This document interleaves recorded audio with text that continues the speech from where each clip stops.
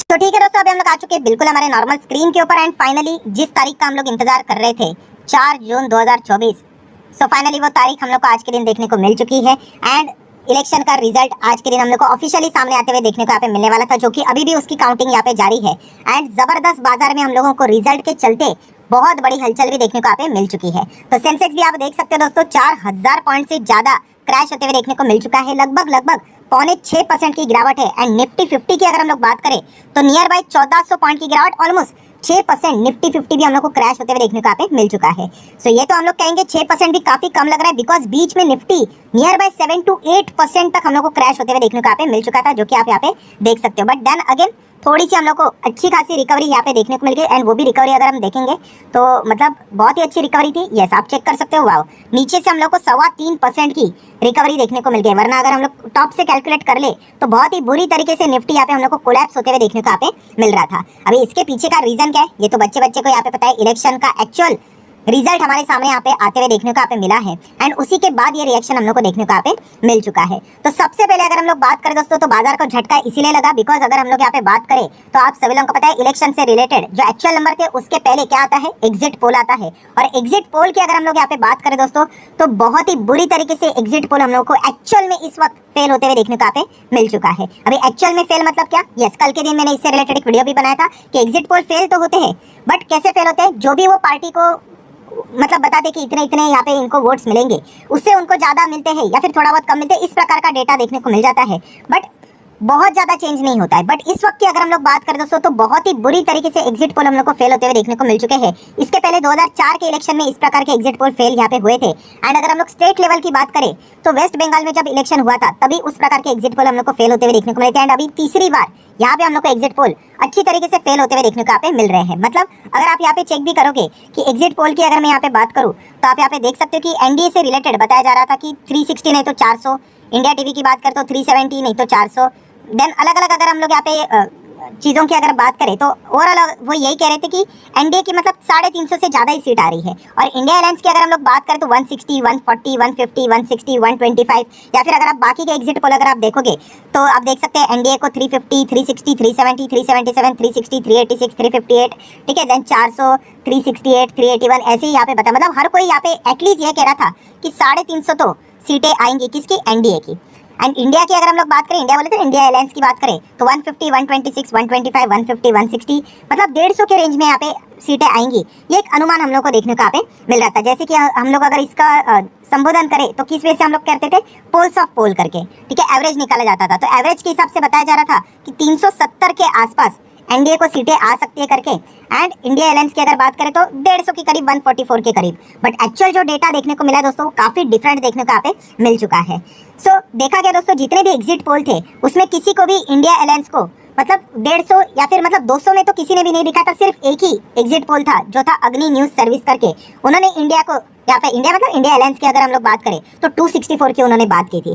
जो तीसरा सिनेरियो था ना मिक्स वाला, हाँ बस उन्होंने यहाँ पे बात की थी। ऑब्वियसली उन्होंने 264 की बात की थी, बट चलिए एटलीस्ट उन्हीं के करीब हम लोग को एग्जिट पोल थोड़ा बहुत सर्च होते हुए देखने को यहाँ पे मिला है, थोड़ा बहुत। बाकी जितने भी एग्जिट पोल है बहुत ही पूरी तरीके से हम लोग को फेल होते हुए देखने को मिल चुका है। बाजार में जब भी ऐसे आउट ऑफ द बॉक्स कोई भी सिनेरियो हो जाता है, out of the box scenario कैसा, क्योंकि अगर देखा गया तो अनुमान तो यही था कि इंडिया अलायंस को 150 के करीब ही, चलो 150 नहीं तो 160, 70 के करीब ही सीटें मिलेंगी। बट एक्चुअल में अभी की काउंटिंग की अगर हम लोग बात करें, देखिए काउंटिंग अभी भी जारी है, बट जिस प्रकार का डेटा देखने को मिल रहा है तो वो 200, 250, 250 तक की सीटें यहाँ पे जीत सकते हैं, इस प्रकार का अनुमान मार्केट के सामने आते हुए देखने को यहाँ पे मिल रहा है। और जैसे कि आपको पता है हम लोगों ने 4 सिनेरियोस को यहाँ पे स्टडी किया था। 4 सिनेरियो कौन सा था?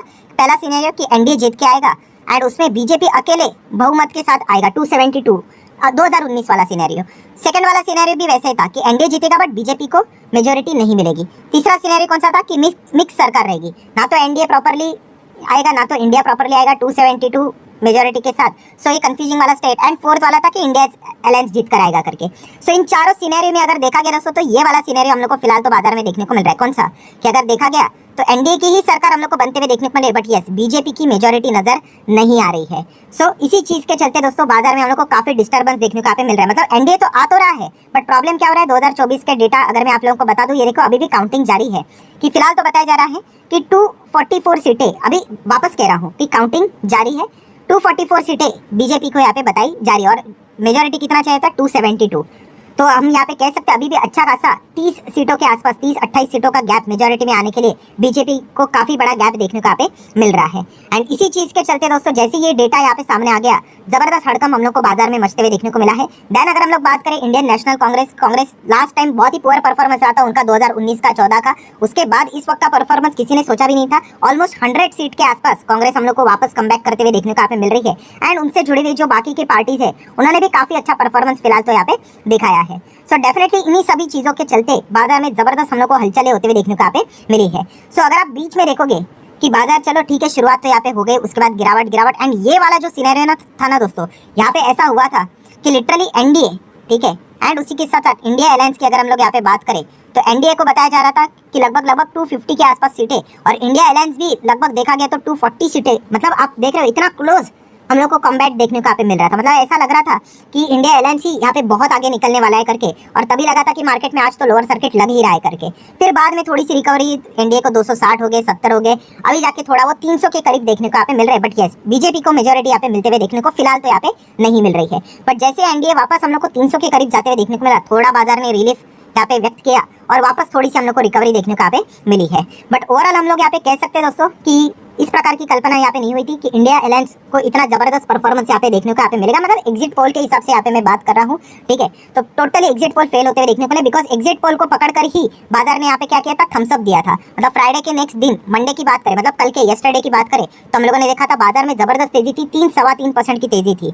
यही इशारा दिया था कि मार्केट ने थम्स अप दिया था। सरकारी कंपनियां, जितने भी प्राइवेट कंपनियां जो सरकार से रिलेटेड डायरेक्टली इनडायरेक्टली लिंक है, उन्होंने जबरदस्त तेजी दिखाई थी। एंड उसके बाद जब एक्चुअल में अभी डेटा सामने यहाँ पे आया है तो उसमें काफी हम लोग को अंतर देखने को यहाँ पे मिल रहा है। तो बहुत ही बुरी तरीके से पिटाई फिलहाल तो मार्केट में हम लोग को होते हुए देखने को यहाँ पे मिल रही है। एंड फिलहाल की सिचुएशन अभी भी ऐसी है, ठीक है, आपको भी पता है कि अभी भी पिक्चर क्लियर नहीं है, ठीक है। अभी जैसे मैं बार बार इसको कंपेयर करके बताता हूँ किसके चलते, 2014 के हिसाब से 2019 के हिसाब से पिक्चर बहुत क्लियर हो गई थी। मतलब 3:30 बजे मार्केट को पता ही चल गया था कि ठीक है भाई, काउंटिंग तो लेट नाइट तक चलती रहती है ओरिजिनल पिक्चर आने के लिए, बट पहले से ही पता था कि हाँ भाई एनडीए और बीजेपी जीत रहा है करके। बट इस वक्त की बात करें तो अभी भी पिक्चर हम लोग को क्लियर देखने को नहीं मिल रही है।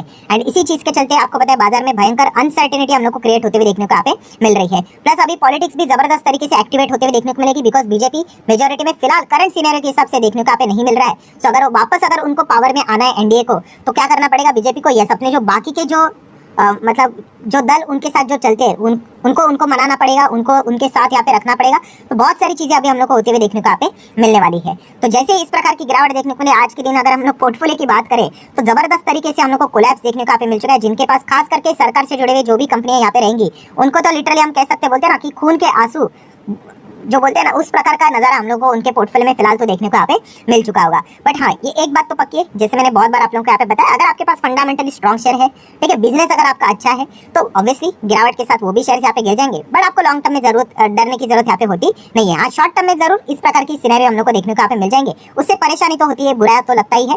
बट लॉन्ग टर्म में अगर आपके बिजनेस में दम है तो सारी चीजें रिकवर हो जाती है। हाँ, अगर आपने कोई खराब शेयर पकड़ा होगा, पेनी स्टॉक पकड़ा होगा, कल के दिन मैंने इसी से रिलेटेड वीडियो भी बनाया था कि अगर आप ऐसे वैसे शेयर अगर पकड़ोगे तो उनको तो चाहिए भाई अच्छा माहौल बाजार का, तभी वो भाग पाएंगे। ऐसे माहौल में वो क्या हो जाते हैं, स्टॉक्स हम लोग को डिस्ट्रॉय होते हुए देखने को यहाँ पे मिल जाते हैं। सो ठीक है दोस्तों, अभी तक की अगर हम लोग सिनेरियो की बात करें तो 6% तक बाजार हम लोग को गिरते हुए देखने को मिल चुका है। एंड अगर हम लोग काउंटिंग की बात करें तो अभी मैं वीडियो बना रहा हूँ उस हिसाब से मैं आप लोगों को बता रहा हूँ कि क्या चेंज होगा।